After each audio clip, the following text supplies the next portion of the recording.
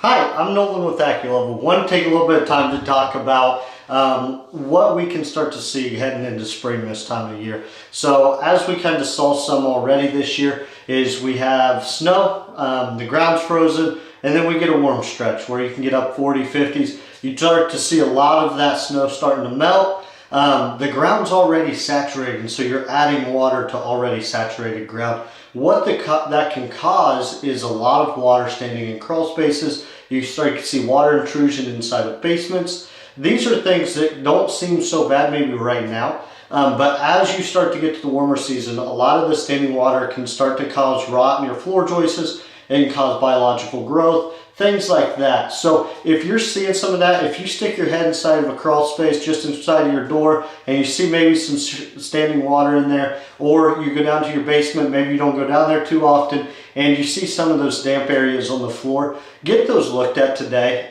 Those are worth getting looked at now, maybe to prevent some of that biological growth, some wood rot, and future expenses down the road. So if that's something you want to get looked at, see if it's a point of concern, or get it fixed today, you can give us a call or you can visit us online at acculevel.com. Thank you.